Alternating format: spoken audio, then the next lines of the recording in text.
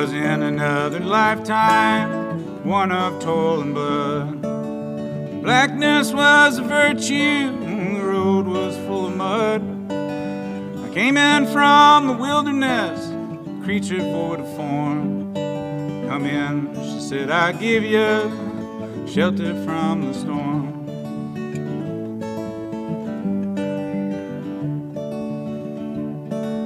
And if I pass this way again, on you can rest assured, I'll always do my best for her, on that you have my word. In a world of steel-eyed death and men who are fighting to be warm, come in, she said, I'll give you shelter from the storm.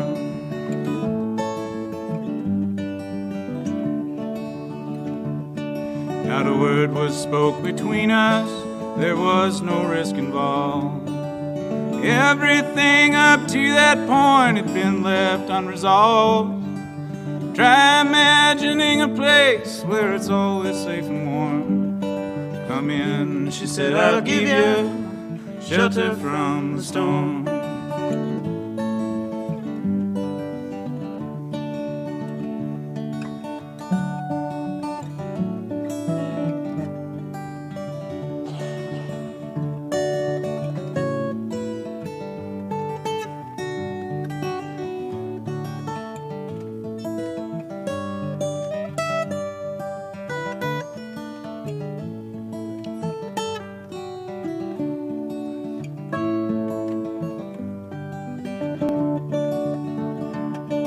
I was burned out from exhaustion, buried in the hail. Poison in the bushes, I was blown out on the trail.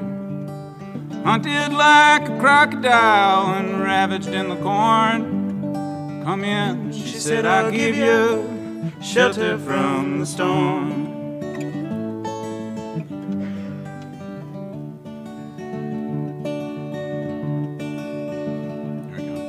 Suddenly I turned around and she was standing there, with silver bracelets on her wrists and flowers in her hair.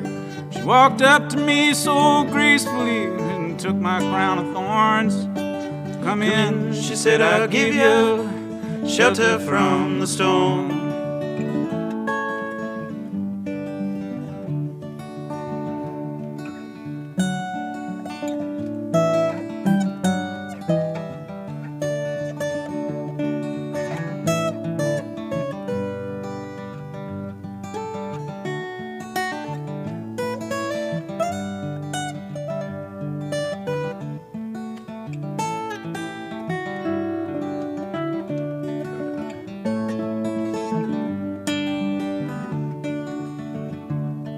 Now there's a wall between us, something has been lost. I took too much for granted, must have got my signals crossed. Just to think that it all began on an uneventful morn. Come in, she said, I'll give you shelter from the storm.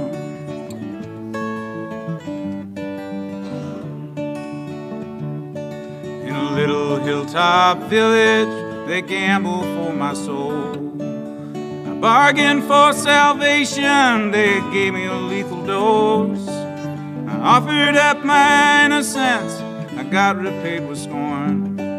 Come in, she said, I'll give you shelter from the storm.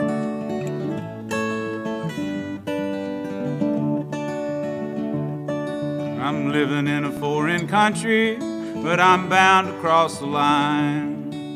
Beauty walks her razor's edge, someday I'll make it mine. I'll only turn back the clock to when God and her were born. Come in, she said, I'll give you shelter from the storm. Come in, she said, I'll give you shelter from the storm.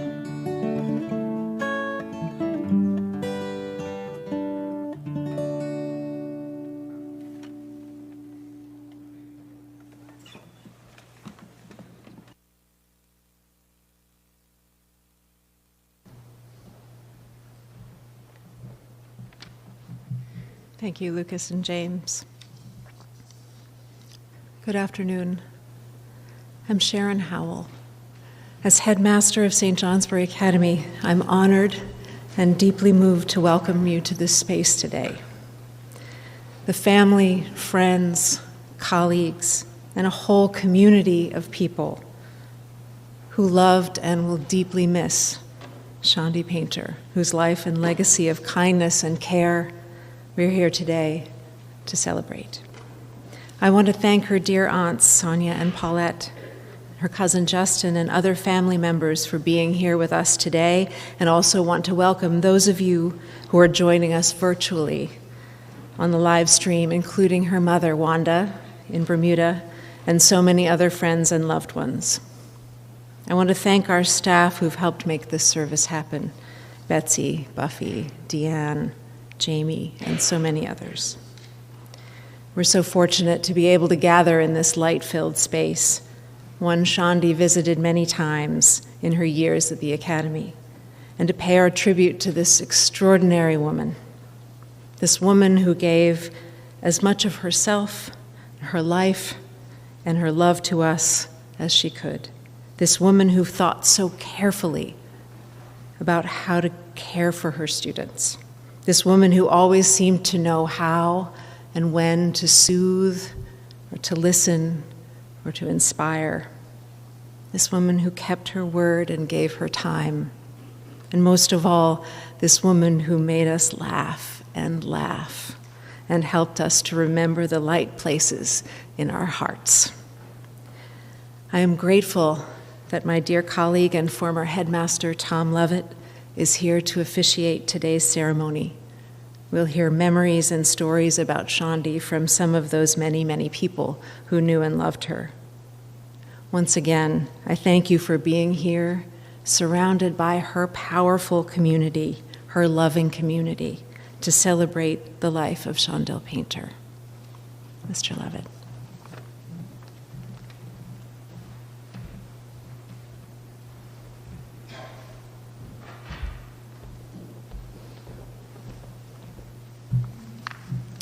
Thank you, Dr. Howell, and good afternoon, everyone. It is indeed an honor for me to lead us in celebrating the life of a remarkable young woman. And I say young because that's the way I always saw her. I've known Shandi since she was a student here, and she never left, so I know her well. I want to call attention to some of the lyrics that James and Lucas sang to start this service. They're actually the opening lines, the first two verses. "'Twas in another lifetime, one of toil and blood, when blackness was a virtue, the road was full of mud. I came in from the wilderness, a creature void of form.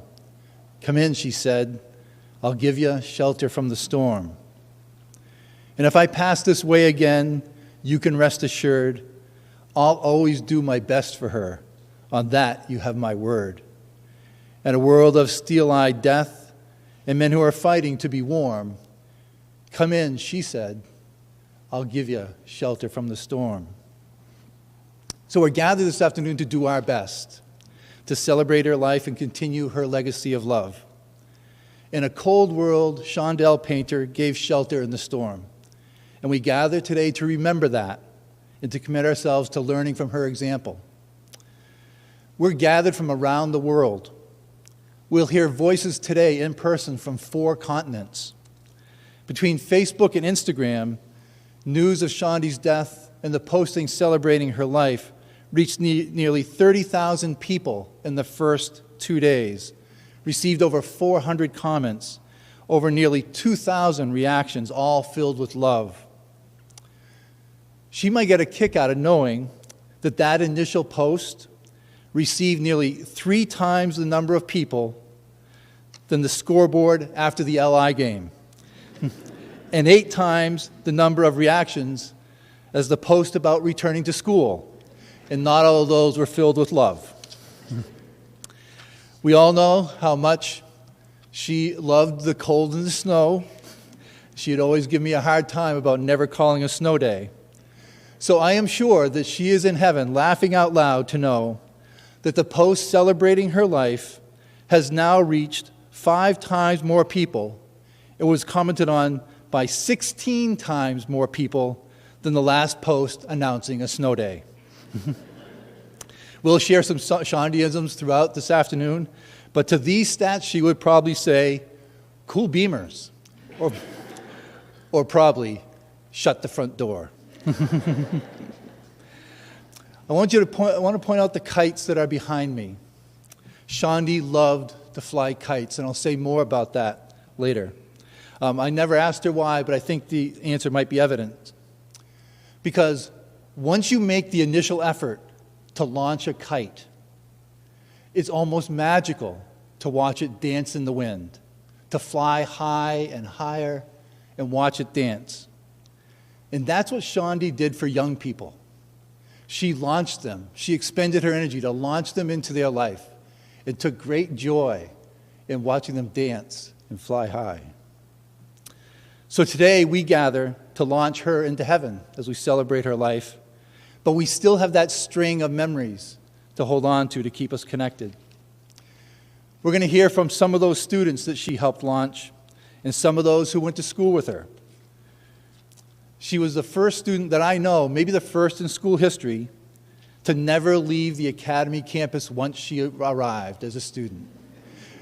All her whole high school career, then as a PG, and then after she graduated, and I'm sure Jamie will talk a little about this, she just never left. So our first speaker this afternoon, is one of those people who knew her forever, Jamie Ryan.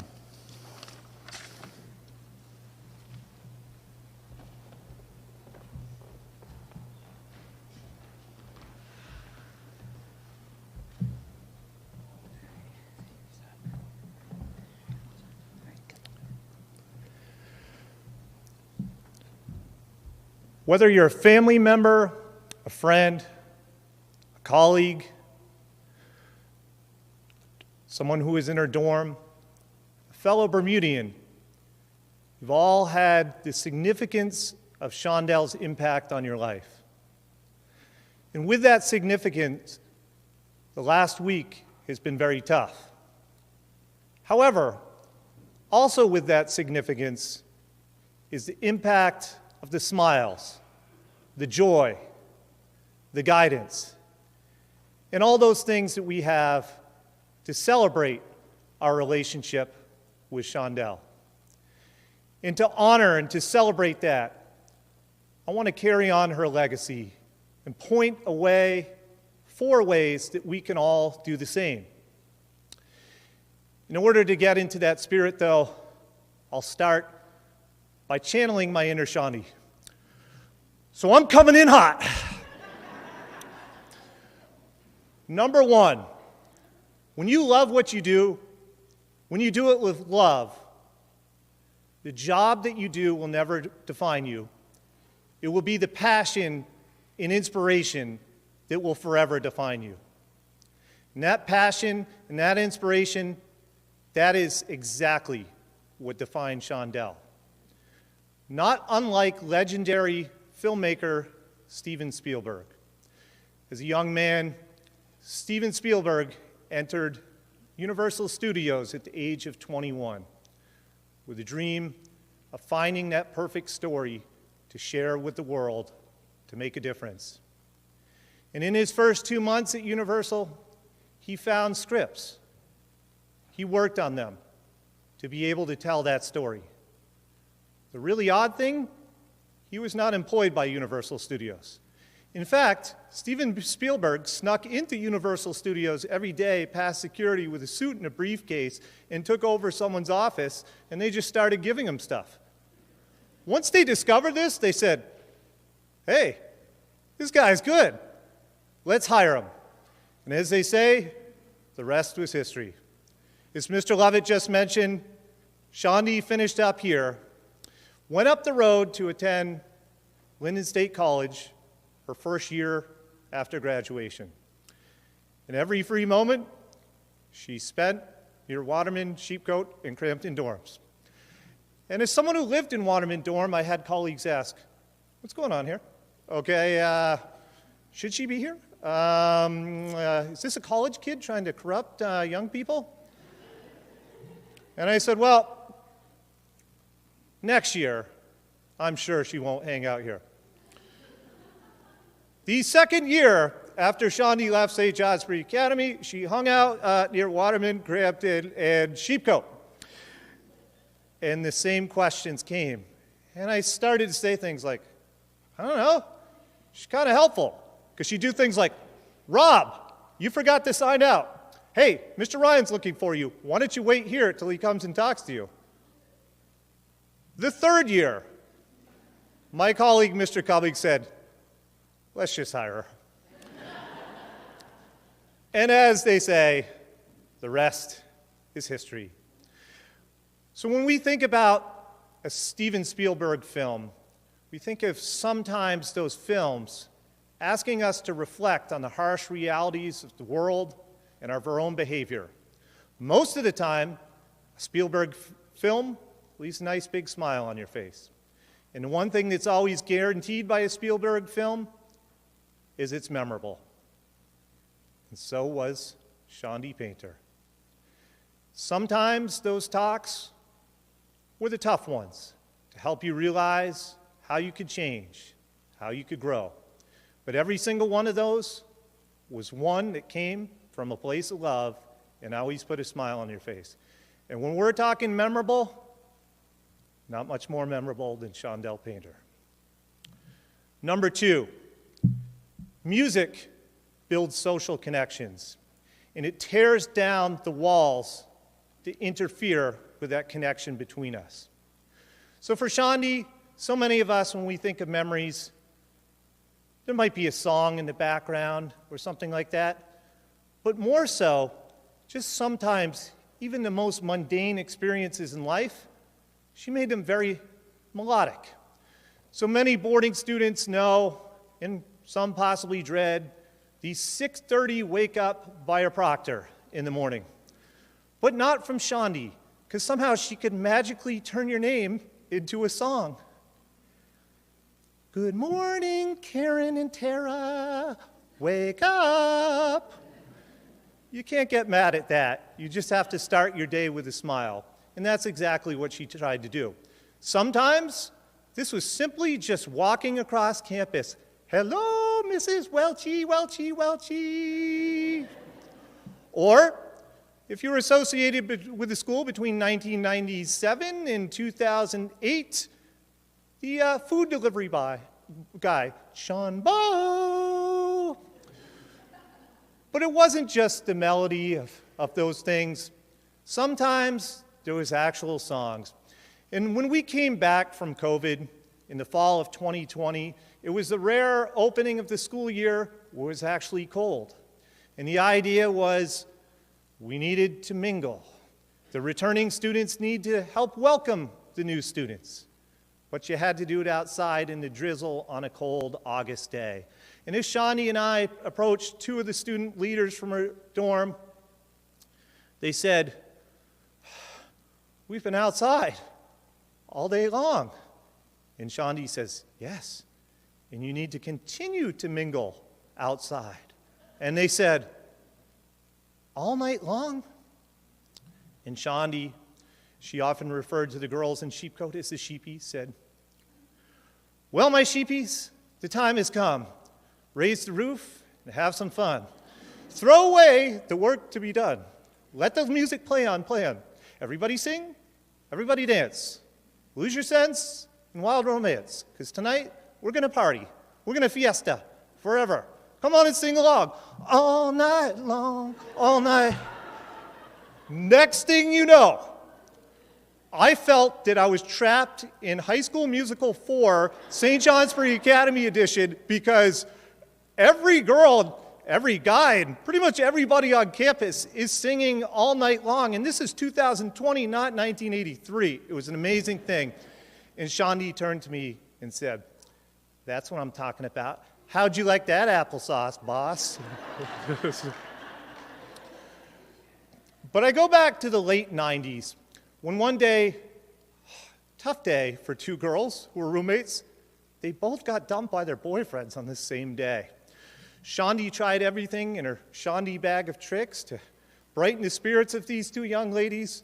So finally she said, "Hop in the Shandi mobile, we're going to McDonald's." So they went through the drive-thru Friday night at 10, and they drove around town. And they listened to the song, "You Get What You Give" by the New Radicals. And Shandi had a great stereo system in that old Jeep. And it would be loud if she turned it up to 10. Somehow I think she turned it up to 11. And we learned two things that night. Number one, "You Get What You Give" by the New Radicals has these amazing transformational powers that allow people to be happy and empowered.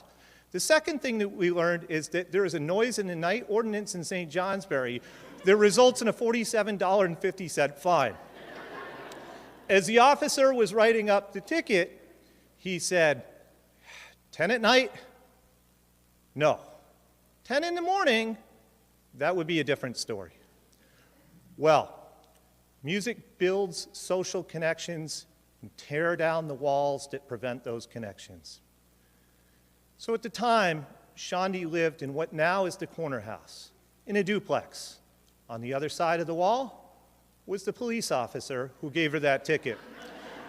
And the next morning, at 10:01, "You Get What You Give" was Craig's. So the good news is Shandi never had to pay the $47.50. One thing that you should all know is this, that studies show that when you associate music with a memory, it makes that memory more vivid in your mind. So I ask you all that if there's a song that makes you think of Shandi, you belt that song out. And if you're afraid to sing, then just play it. And make sure you play it on 11. Because the best thing that can happen is you'll hold on to that memory and you'll remain connected. And the worst thing that can happen is you can get fined $47.50. 3, Shandi recognized that there is no path to accomplishment. There's actually many paths to accomplishing what we want in life. And some of it involves different paths, adaptation, changes in attitude, transformation, and sometimes having to take small steps, sometimes having to walk, and sometimes having to run. But on that path or paths to accomplishment, all that matters, all that really needs to matter, is that you're always moving forward. And when you move forward, always maintain your uniqueness and your individuality. That's something that you don't have to change to accomplish things. And certainly, Shandi took many paths and many strategies to make some of the simplest things truly unique. There was an email that I got from her that I recently found from a couple of years ago. And the subject was the nerve of some neighbors. Dear Mr. Ryan, the Sheepies were gracious hosts. We invited some neighbors over for some snacks. They kept coming back after we invited them for snacks. We found that a little odd, and then they kept coming back more. Eventually, they began to find their way into secret areas such as closets, and they began to reproduce. We knew that things were really bad when they pooped on the floor. Mr. Ryan, what I'm trying to tell you is, could you get some mouse traps over the sheep coat? We have a problem. I could also explain the same thing with a refrigerator as well. It was a beautiful get well wish to the refrigerator that was once chill, and despite the attempts of the sheepcoat girls to give it a hug, nothing was going well with that refrigerator. But one thing that I can tell that all boarding students are not going to like to hear are these words: Sunday night dorm cleanup. A time where we understand that in a community, we need to take care of our community, and we have jobs that are assigned. Now, unfortunately, someone's like, oh, I can't believe it. I have to vacuum the stairs. Oh, I have to take out the second floor trash. So Shandi, in her unique path to accomplishment, a couple times a year would make it a scavenger hunt. So instead of just reading off what roles people had, she ended up hiding them various places. So all of a sudden, something was not appealing became really exciting when, yes, I got a Kit Kat bar, and I get to take out the second floor trash. Okay. Oh yeah? Well, I got gum, and I get to vacuum the stairs. It's about that unique approach that sometimes serves as a great motivation. And it is something that served so many students well for so many years.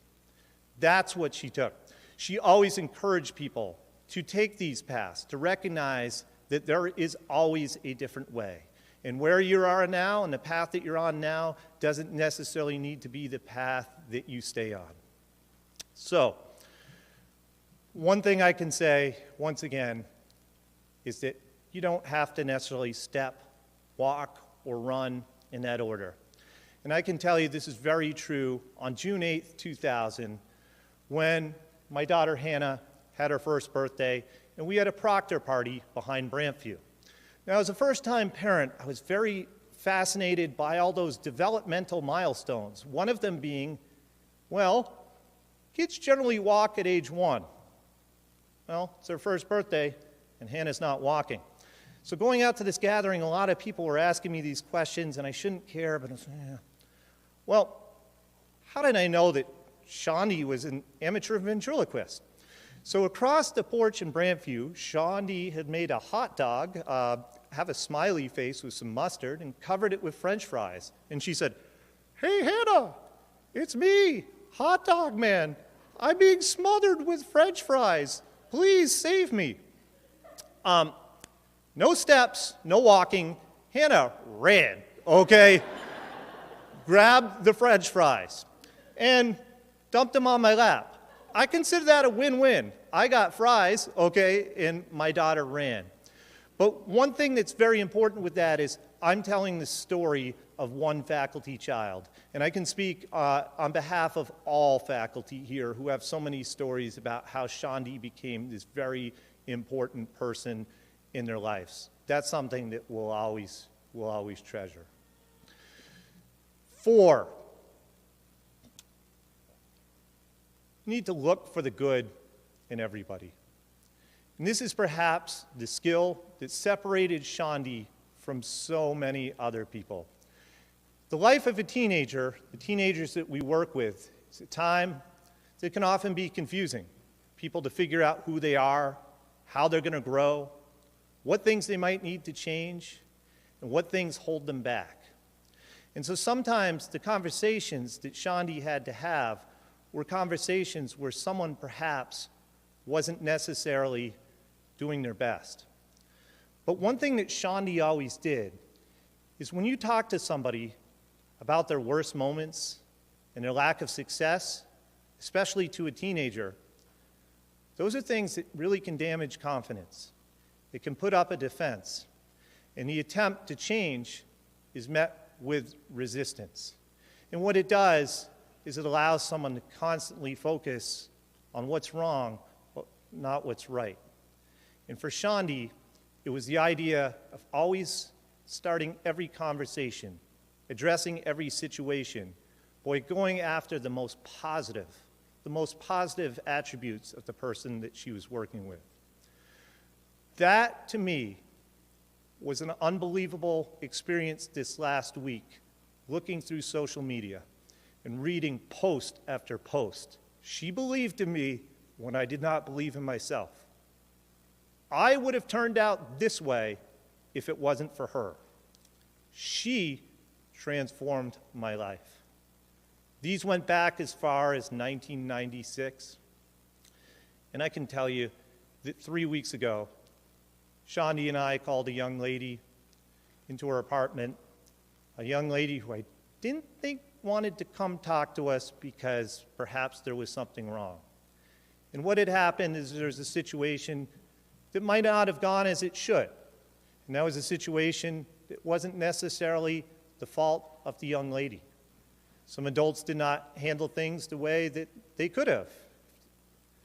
And so what happened is the young lady walked into the room, and what she experienced for 5 minutes was talking about all the things that she did well and some positive changes that she'd made since the start of the year. And see, what this does is this builds social connection. This builds trust. This allows somebody to have an adult be a confidant for them. That young lady and so many others of you who posted on social media, that is what allowed you to then look deep inside and recognize what you needed to do to make that change. That's powerful. And that's something that we all owe it to Shandi to continue. So the last thing that I would say is that right now, we don't know what it's like to live in a world without Shandi. But if we hold on to our memories and we carry out our legacy, we'll never need to know. She'll always be with us. Thank you.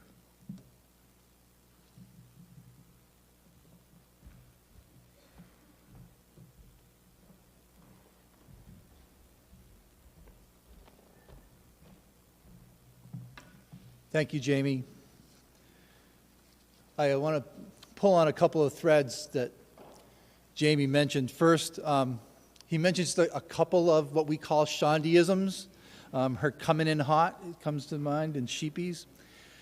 But I'd like to share just a few more. Some come from her days as proctor, when she had to fill out some work orders for our maintenance staff. Her version of something needs to be fixed was, something's come asunder in sheepcoat. Or one of those times that she found a mouse in the house, she writes, we have rodents behaving inappropriately. Or if asked to look into something, she'd say, no worries, Ace is on the case. And the fridge that Jamie talked about in Sheepcoat, when it had seen its better days, she wrote an obituary for it rather than do a work order. But she was always universally positive, at least around me, always positive. So when we did good work, it was Timo Supremo, or that's what I'm talking about. A thank you, or that you did a good job, youdabomb.com. Or if things are good, when you ask her how are things and things are good, she'll say, cool, clean, and copacetic. Jamie also mentioned how she touched student lives. I know that she followed students if they transferred, when they went home for vacation, when they graduated from the academy, when they graduated from college. She touched so many lives. One student, Sana Sheik, wrote, she was more than a proctor. She was a friend, mentor, caretaker, and positive energy for everyone around her. We are fortunate to have two students who graduated almost a decade apart to speak to their experience of Shandi. So first, I'd ask Kamiko Gordon, to come up and say a few words.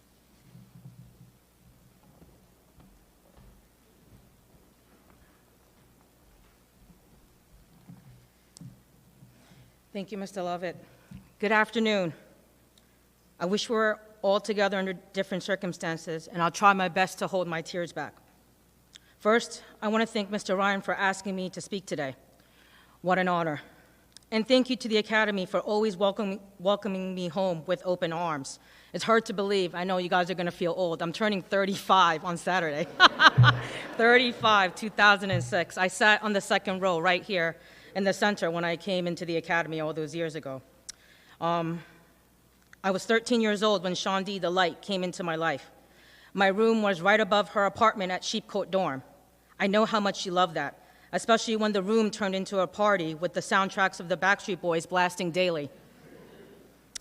I gave Shandi so many joys and memorable experiences, like the time I thought I was an Olympic skier at Burke Mountain and ended up being airlifted on a helicopter to the closest hospital. Or the time I decided to take an impromptu road trip across state lines with a day student on a random weekday without telling a single soul. Yeah, that was a lot of fun. and definitely gave Shandi a lot of gray hairs and a run for her money. So if you're a dorm student and you thought that being late to dinner was bad, yeah, I definitely, like she says, she always says she aged in dog years with my presence in her life.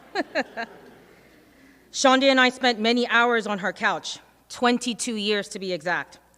It didn't matter if I was 15, 25, or 30 years old. Every time I sat on that couch, she would always set me straight. That famous couch of hers was a safe haven, a therapy room, and a go-to spot for her famous chocolate chip cookies. My mom and Shandi never met. I remember one day my mom called Shandi. She thanked her for watching out for me, for taking care of me. Life had been hard on my mom. Shandi was an extraordinary human being. The years at the academy were transformative for me and the countless others. I take great pride in my humble beginnings from this place and deeply honored that she chose me to be her bonus daughter. Shandi's life work was dedicated to serving others, to empowering young people, an advocate for the advancement of diversity, inclusion, and celebrating the power of community.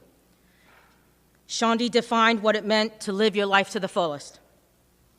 It is her mission that we should use as a vehicle of inspiration in our daily lives, and there's no greater time than this week, in the spirit of Thanksgiving, that we should take this time to reflect, redefine your purpose, rediscover your genius, what truly makes us happy, and remind ourselves that we all have greatness in us. Sheepcoat has raised many generations of successful, independent, strong women from every corner of the globe. Shandi paved the way for us. Her spirit and energy has transcended for decades throughout the hallways of Sheepcoat. I'm grateful to share just a small part of that history that will continue to inspire the next generation of young leaders. With the support of the Academy and my fellow alumni connections, our goal is to continue Shandi's work to make a positive impact on our young people, whether it is the form of a scholarship, grants in her name, a mentorship program that will widen the opportunities that they so deserve. I look forward to all the good that we will do together. May Shandi's beautiful soul rest in peace. Her and my mom finally get to meet now. I'm sorry.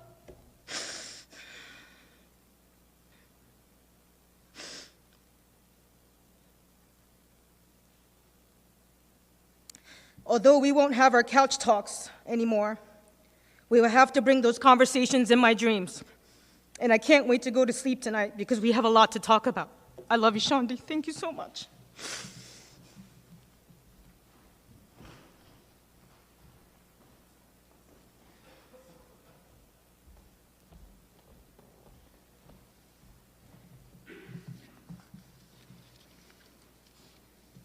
Thank you, Kamiko.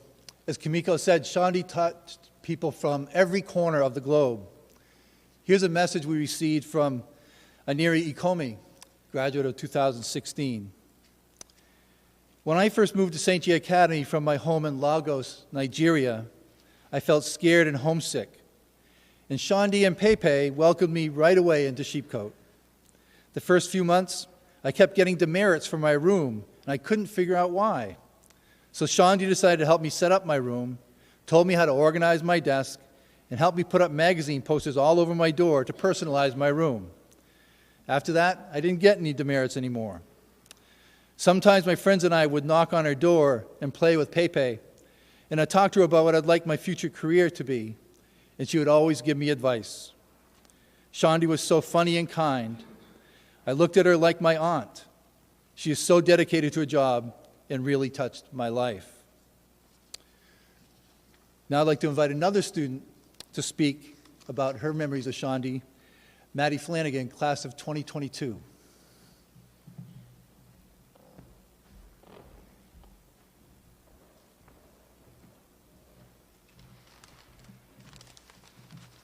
Thank you, Mr. Lovett.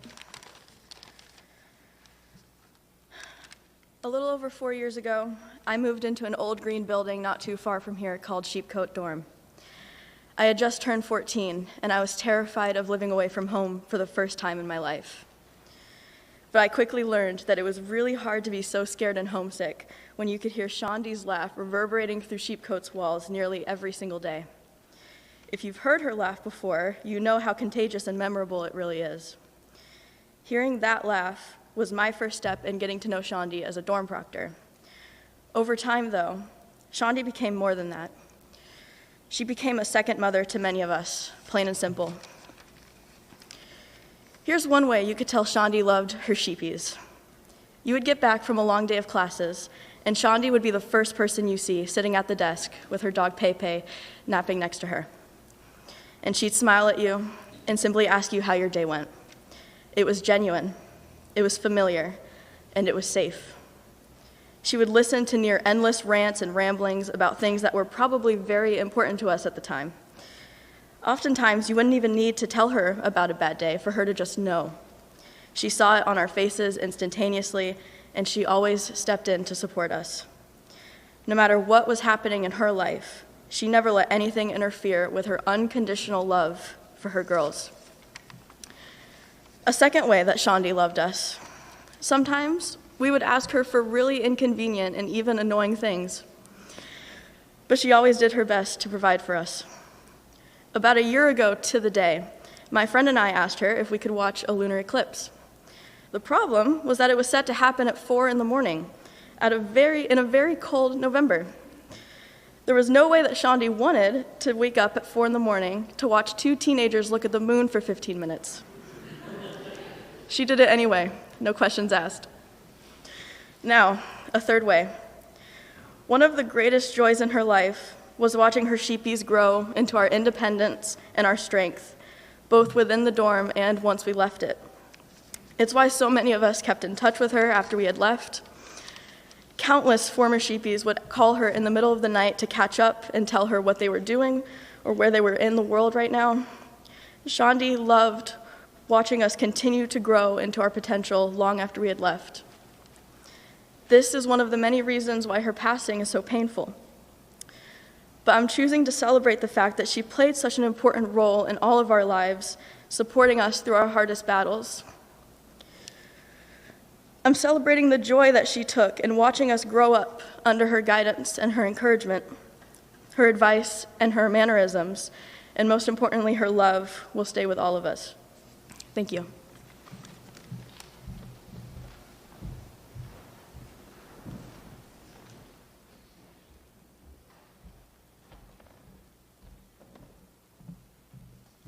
Thank you, Maddie. I want to read another memory of Shandi, this one from Crystal Chan from Hong Kong, who graduated in 2014. Shandi was a massive part of my growing up. She always made sure I was okay and supported me during college. She always protected me, talked to me when she knew I was having issues, and loved me like a daughter. That was the beautiful person she was. The last time I visited her was right before I graduated college. I even brought my then boyfriend to meet her because I wanted them to meet, as she was such a big part of my life. When I went into my senior year at St. J, my roommate Kai from junior year couldn't come back due to personal reasons. I found out when I arrived at Sheepcoat. Shandi was there to console me, and there was a big time to help me get through it, as I was close to Kai. Shandi made me feel like I was never alone. That year I got the terrible news that one of my professors, whom I was close to in Hong Kong, had committed suicide, and I'd gotten an early birthday from him. Shandi asked me if there was any way, any plans I had for my birthday in December, and I told her I didn't want to celebrate because of his news. But on the morning of my birthday, she told me Mr. Ryan wanted to see me in his office. They had called the local radio station ahead, and they did a shout-out for me. Nobody has ever done this for me and made me feel this kind of special. I never forgot it, and I never will. May her beautiful soul live on through the stories we tell. So Shandi, just like that opening song, always made it feel like it was going to be okay and helped us see our way out of hard times. And so Lucas and James have a song to celebrate that part of her life.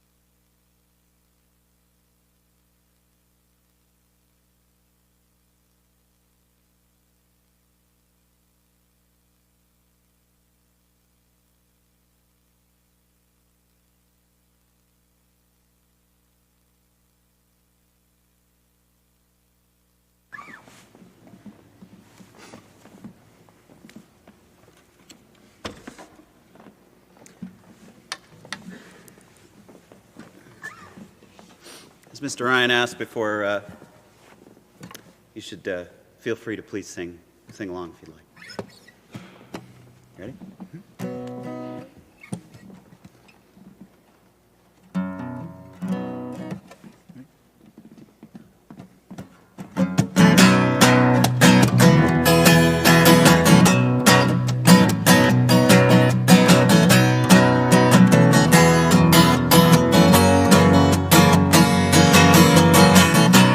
I can see clearly now, the rain is gone.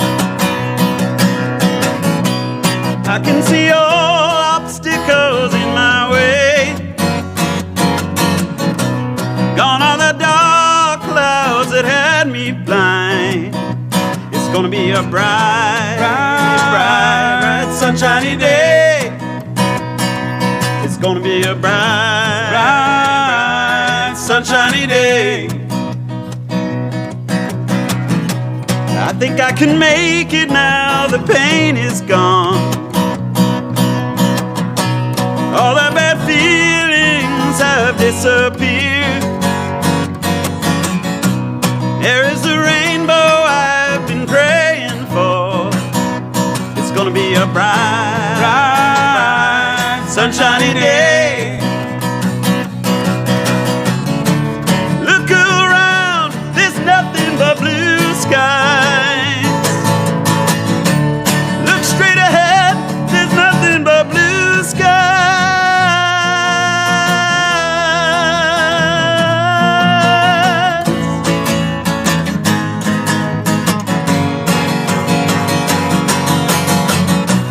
I can see clearly now, the rain is gone.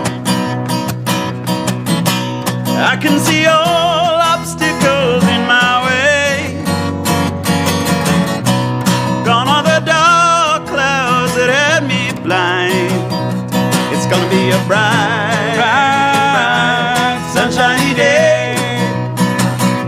It's gonna be a bright, bright, sunshiny day.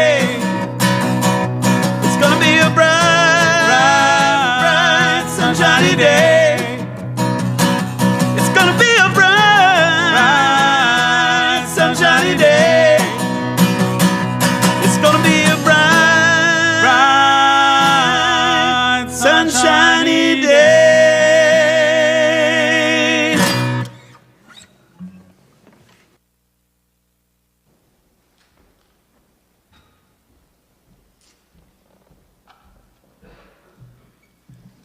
Thank you, Lucas and James. Lucas and James are just two of many colleagues gathered here today and around the world who have fond memories of Shandi. I'd like to read a story from Ty Hartshorn about one of his first experiences with Shandi. He says, "My first year at the academy, my family and I had the honor of living in the Sheepcoat dorm with Shandi. I love yard games and can be more competitive than I should be. I'd set up different games in the parking lot of Sheepcoat. We played foursquare, bocce, wiffle ball, frisbee, cornhole, you name it. Well, one day, I had set up a portable badminton set just outside Shandi's apartment. I was playing whoever was willing to step up. Sometimes we played singles, sometimes doubles. All were encouraged to join in. It was a beautiful day, and eventually, Shandi strolled by while taking Pepe for a walk. I casually asked her for a game, and she hesitated but eventually obliged. I took it easy at first despite my competitive nature, but it was not long before I had worked up a sweat.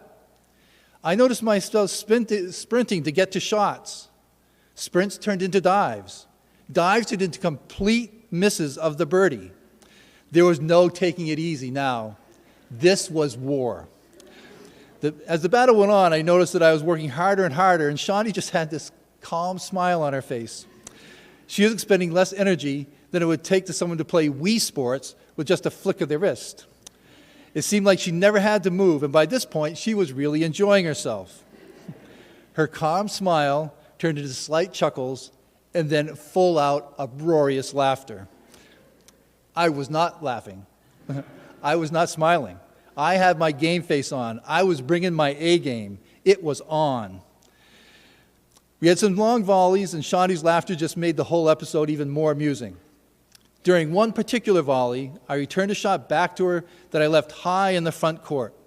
She came down over the top of the birdie, about to smash it into my corner of the court, and I dove early, ready to parry her wicked kill shot.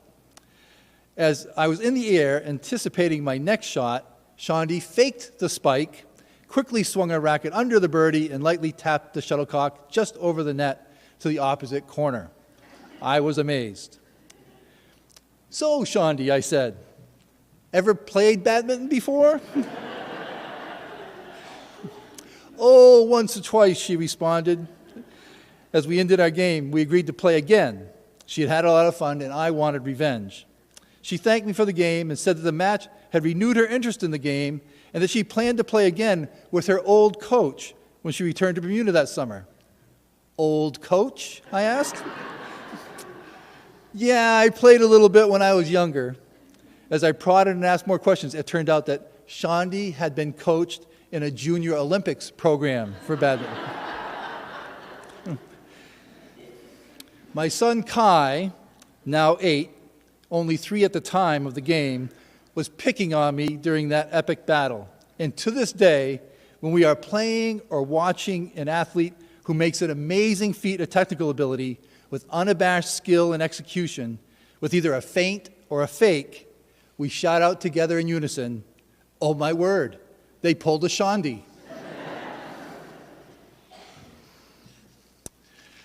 So as I said, some of us, of Shandi's colleagues, knew her from the very beginning, but no one has known her longer on the staff of St. Johnsbury than Jack Cummings has.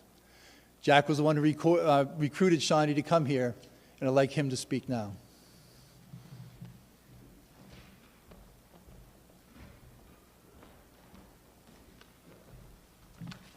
Thank you, Tom. So, yeah, I met Shondell at a school fair in Bermuda when she was 16, 1992. I must have done okay because she enrolled the following fall as a freshman. And then somehow, and this is a record, somehow the following year, she returned as a postgraduate, having convinced someone, maybe me, that she had some sort of a diploma from Bermuda. And it always seemed a bit ironic to me that someone who worked so hard to get out of here so fast would come back and basically spend her life. But then I didn't know she'd find her life's vocation in loving young people. She did. As you've already heard, Shandi had a remarkable ability to connect with young people, especially the students she was responsible for. And I attribute this to her ability to always be present in the moment, to be an active listener, and to an extraordinary memory that let her remember minute details from conversations long after they'd occurred. As a matter of fact, we've lost a lot of institutional memory. I would put her and Jamie Ryan up against our database any day. In fact, just this week, last week, I'll start. My granddaughter Kennedy used to eat in the dining hall with us quite often, and regularly she ate with Shondell and Adam Kennedy. She thought it was great that she and Adam shared a name, but they always welcomed her. They always showered her with attention. And then last week, as Kennedy and Shondell bumped into each other on campus, Shondell told her how happy she was that Kennedy was in the play last week, and reminded her how, from a very early age, she'd always said she wanted to be an actor. Everyone makes jokes about Shondell in winter, but one of the things people don't realize is that she was an avid snowmobiler for many years. She had connections outside of St. Johnsbury Academy that were broad and deep. She was especially close to a group of friends in Danville. And honestly, I think she may have been the most recognizable person in the Danville community for many years. Now, in addition to her work as the head proctor at Sheepcoat, Shandi served as our ambassador to Bermuda for the admissions, the advancement offices, and maybe most especially resident life. The school fair where I met Shandi in 1992 was sponsored by the School and Camp Advisory Service, which was founded by the legendary Merle Brock Swan Williams. I could spend all afternoon telling you about her. Anyway, and then when Merle changed direction and became an ordained minister, her son-in-law, Joseph Robinson, and daughter Mary Lynn took over the advisory service, which, by the way, has sent virtually all of our students here from Bermuda, which numbers in the hundreds. And Shandi became their liaison between them and the Resident Life Office, where one of her key roles was providing her personal support to the parents of our students from Bermuda, something that I don't think people realize how much she did.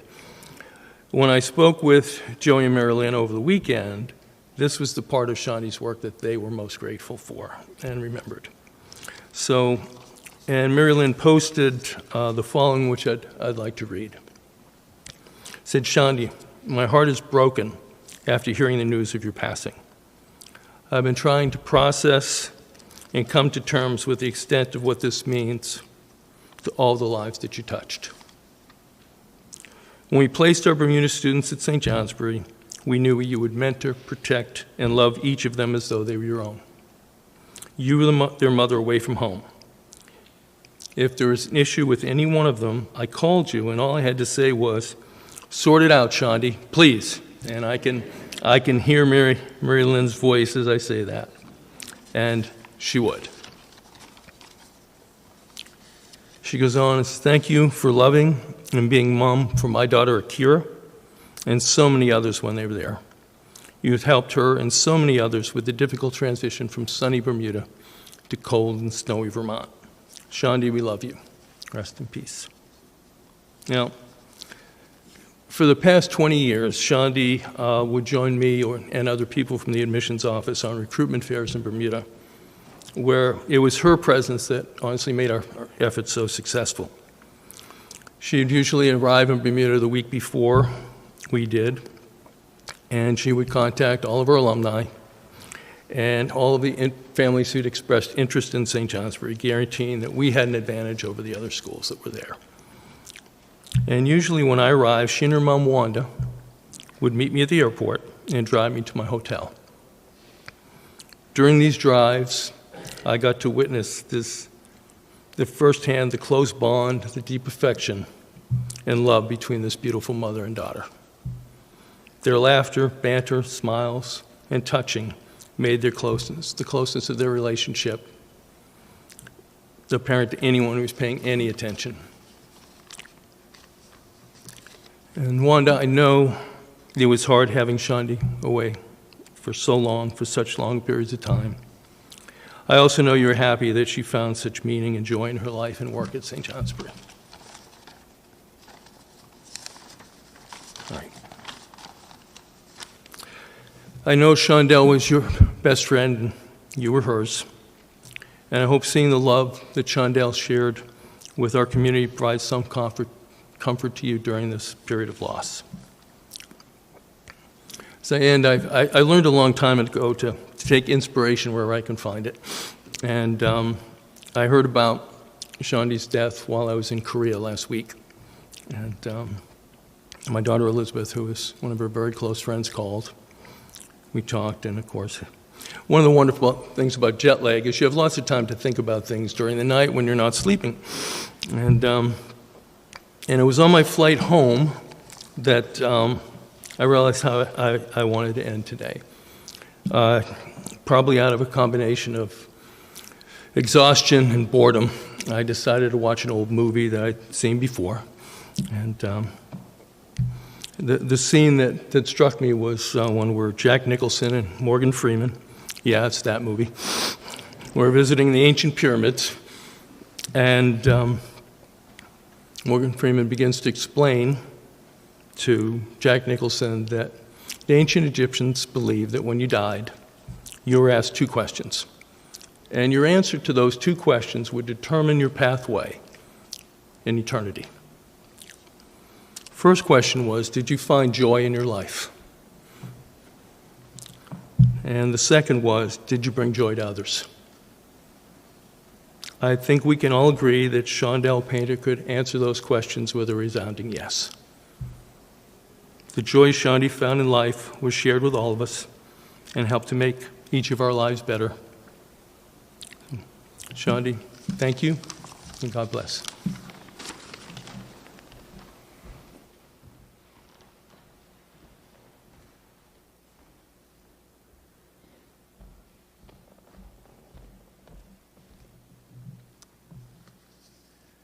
Shondi was part of the Academy family in so many ways. Sister, aunt, second mom. But we know that the family she felt the most connected to was her family in Bermuda. And we're fortunate that some have traveled here to be with us. Just want to read one note that we received from Jason Lauder, who's actually here today. I didn't expect him. But this is what he wrote. There are so many things that can be said about Shondi. The way she commanded a room without saying anything, or she'd just hit you with one of her quirky sayings. Her larger-than-life personality, her smile that could brighten up anyone's day. Shondi did her own thing and marched her own drum. Her motherly mentality and persona made her a favorite among students, teachers, and friends. She was a social butterfly that could blend into any situation effortlessly. Shondi and I went to the academy together, but our bond goes much deeper than anyone could understand. We always said we were two peas in a pod. This was further cemented by the fact that we shared the same birthday, and we called each other birthday twin. It was never unusual for either one of us to contact the other via phone call, text message, or FaceTime call, looking for advice or guidance. I do want to mention one thing about her admissions trips to Bermuda. On one of them, Jack and Tammy Katie were going out on a boat trip with Shondi on board, and Tammy thought it would be a good idea, because they're going to be out for a while, that she would visit the restroom before they took off. So she said to Shondi, "Shondi, make sure they don't take off without me." And so she ran up to the restroom. She came back to see the boat taken off into the ocean. And she yelled, "Shondi!" And Shondi looked back and just laughed and laughed. So they came back around, and they couldn't dock the boat again. So Tammy had to jump to get into the boat, which she did, and landed right in front of Shondi, who laughed and laughed and laughed even more uproariously. You can imagine the scene. As I said, we are fortunate to have her family here today, and I'd like to invite her aunt, Sonia, to say a few words on behalf of the family.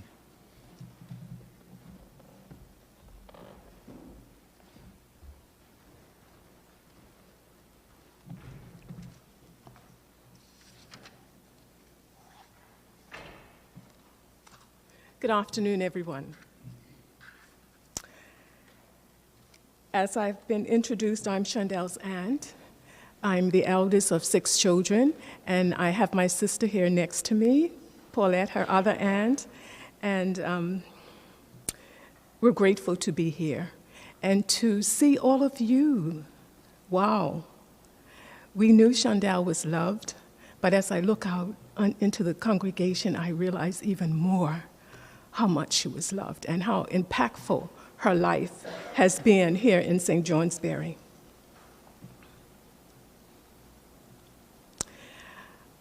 Her mother, Wanda, would have wanted to be here today, but she, health-wise, was unable to make it, but she is looking on right now. And I want to thank Serafina, who's an alumni of St. Johnsbury, for being there and sorting the TV out so that Wanda can see you all. One of the things we will really miss is Shondell coming home and giving us teachings on the computer or our phone or whatever. And I'm student number 1. So I will miss her. And because she's now gone, we have to rely on people like Serafina to come down and help us to keep up to date. I also want to acknowledge Dr. Lovett and Dr. Howell, Jamie, Ryan, Mr. Cummings, and the staff and faculty of St. Johnsbury.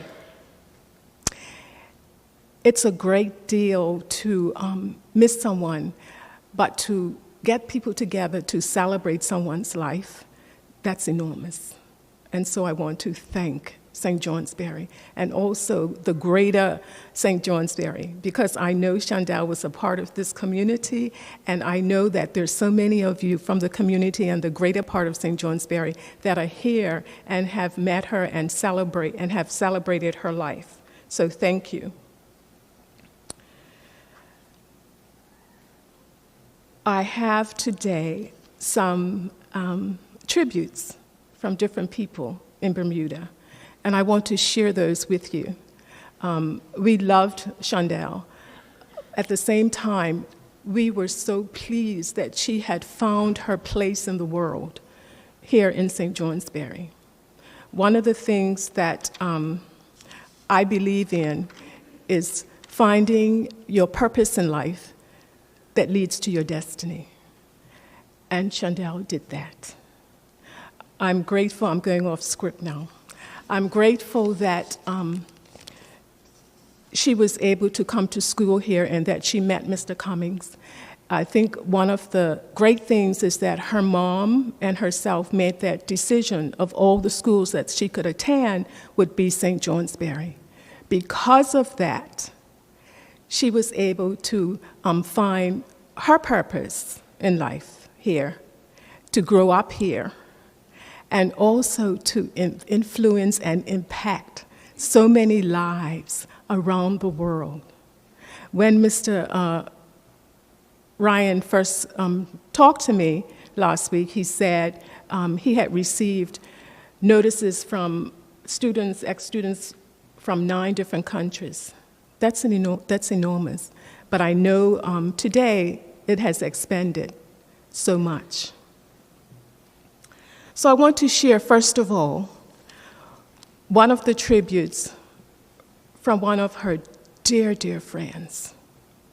It goes like this. How do I summarize my 40-year relationship with my best friend in the world in several words?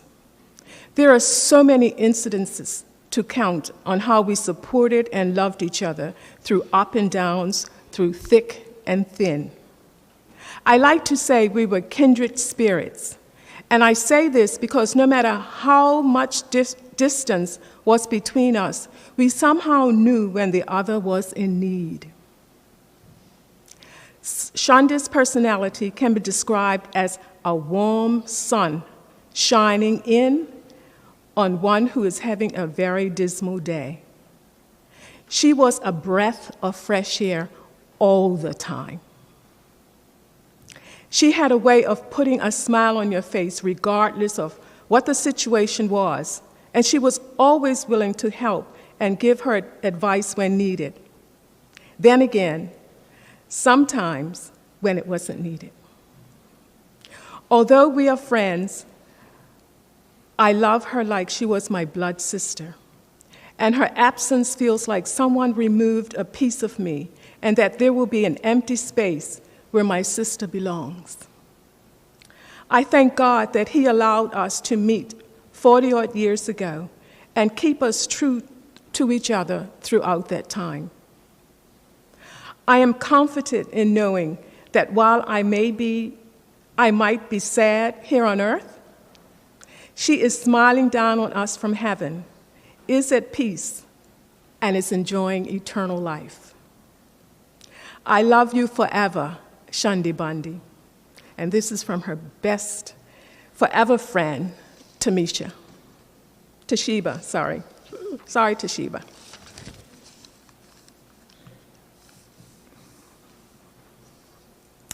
It's with this sense of sisterhood that Chandel lived and brought each one of us into her life of passion, creativity, and vivaciousness. She was born to guide, to teach, and to have fun doing it. And you've heard some of the stories. She liked to have fun. One of her cousins related that when she was very young, she asked Shondell to teach her to ride a bike. Now, they were very young. We're talking like 5 and 6. And she had one of those two-wheeler bikes that had the strings coming down from the handlebars, had the basket there, and of course, we have to have a bow. And so the two of them were on this bike. And so Shondell told her to paddle, and while she paddled, Shondell said, I will hold the handlebars. And so they went along, and of course, you know, at 5 years old, you are going to paddle. And so Shondell had her paddling, and then all of a sudden Shondell says, oh, here, take the handlebars for me. Now she's paddling, and she takes the handlebars, and Shondell is flying. And she learned how to ride. Shondell, again, was a teacher. She knew how to guide. She was very creative. And she had fun doing it. I'm sure, listening to that story, that most of you, those of you who are listening on Zoom, will be able to reflect on some memory that she shared with you or you shared with her that showed her skills of guidance and those learnable moments during our lives and during your time here. Another thing is that family was very important to Shondell. And I'm sure part of that was being an only child. She was always reaching out to her cousins and getting into mischief with them. And they played the role of being one of her siblings. She would spend lots of time with her uncles who loved motorbikes. And so she learned a lot how to ride. She learned a lot about fixing. And then she would also attend the scrambling races that we would have at Coney Island in Bermuda, and would be there, part of the crew, and her presence would be encouraging for them. But she just enjoyed that. And then when they moved from scrambling and motorbikes, they moved to boating, boat racing. She was right there. Again, part of the crew, making sure everyone was doing what they were supposed to do. But it was her presence that made the difference. Even though Shondell spent a lot of time here in St. Johnsbury, when she came home it was really important. And for a number of years, in early January, before she would come back to St. Johnsbury, she initiated a pie-making contest with her cousins. And they had to do it on their own. Can you imagine making a pie? I mean, I'm not a cook or a baker, but they had to do this on their own. And so she would arrange this pie contest. She would arrange for judges to come. She would make sure that there were prizes for the winners. But that was her way of bringing unity to the family and her way of enjoying her cousins before she would have to leave to come back here to St. Johnsbury. One of her cousins expressed it like this: my Shundi, my first cousin, my first best friend, my first partner in crime, my first secret keeper, my first memory maker, my first of many. We walked together, talked together, laughed together, cried together, schemed together, partied together, mourned together, celebrated together. We've done it all together. From sleepovers as children in homemade tents to sleepovers in the hospital as grown adults, we have been sister cousins since day one. I can write forever as we have lived our lives together and have a whole lot to say, But I will end with this. Shondell Verlina Painter was one of the best, funniest, loving, caring, selfless, innovative, charismatic people ever to walk this earth. And I am proud to say she was mine. I love you, Shundi, and you will live on in and with me forever.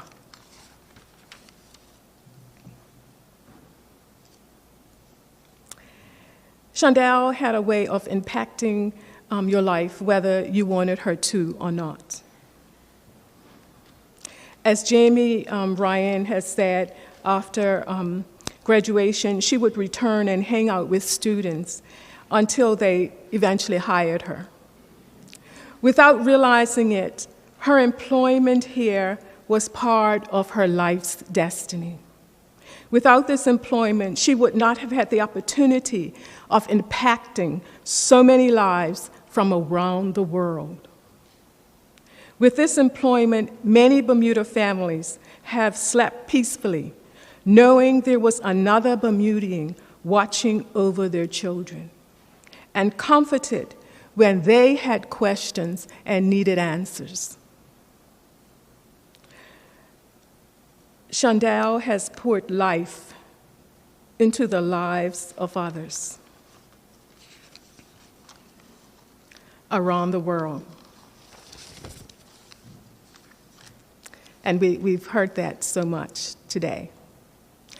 Our prayer is that each of you will take what you have learned, multiply it, share it, and become the extraordinary person during your life's journey, and that your life will impact and influence the next generation. She has indeed run this race of life. She's had challenges, yet was able to laugh and encourage others through the stresses. Another area that helped her through life was prayer. At the end of our FaceTiming, her and I, she would say, "Auntie, let's pray." And if she had to hang up because somebody came knocking on her door, she would FaceTime me right back after they left and said, "Auntie, we forgot to pray. Let's do it now." Of course, I will miss her.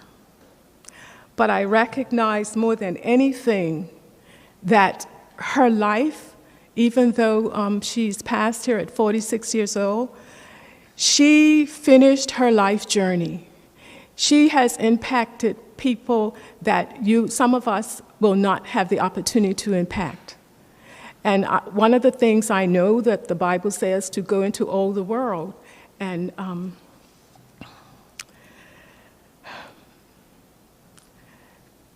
to make a difference in people's lives by going into all the world. The world came to her, and she was able to impact each of those lives. As I close, I want to encourage each of you to take what you have learned from her and run this race of life. Be all that you were born to be and live it well. One of Wanda's friends sent her audio of words of comfort and encouragement, and I want to share that with you now.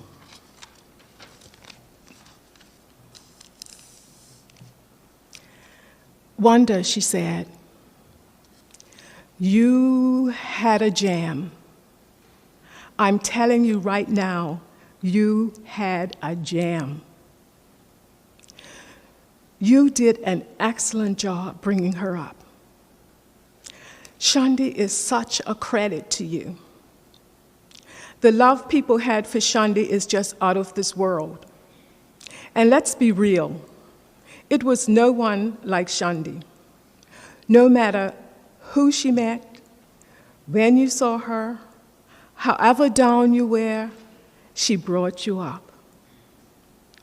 It was always a joy to see Shundi. No matter what I was feeling inside, I never left your house without a good laugh. I enjoyed listening to her talk. I enjoyed her intelligence, her concern, her knowledge, and her love for people. Everybody misses Chandi. She was just one of a kind. And God blessed you to bless us with her. And this is from Wanda's good friend and Chandel's godmother, Pandora. So, we celebrate Chandel's life, knowing that she is with her beloved Ma and Pa, who impacted her life greatly. She's also with her first dog, Milo. I know some of you remember big black Milo.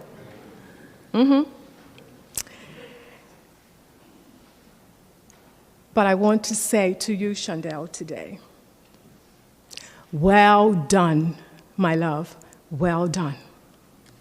Thank you.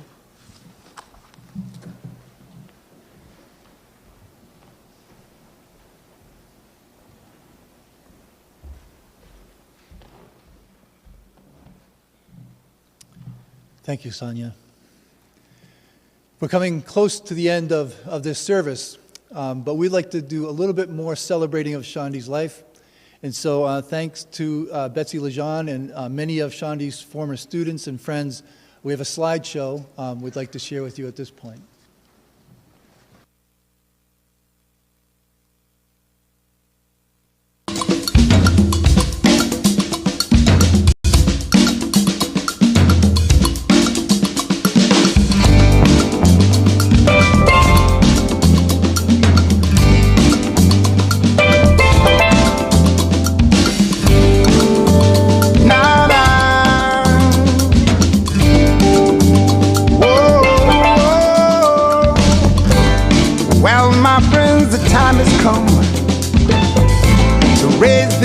And have some fun.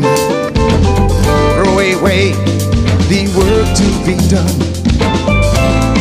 Let the music play on, play on, play on, play on.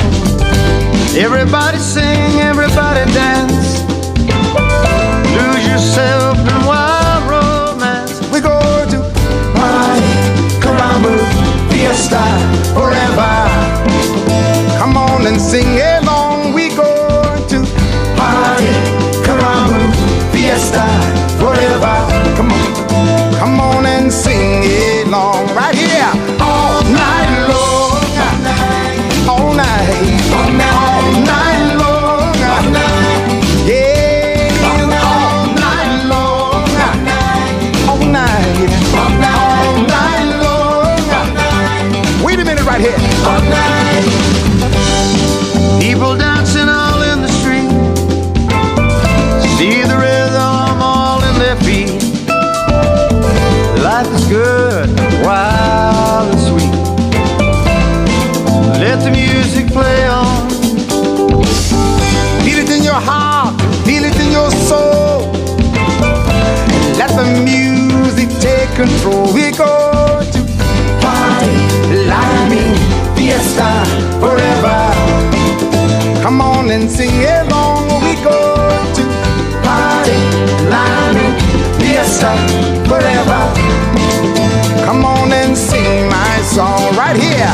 All night long, all night, all night long, yeah, all night long.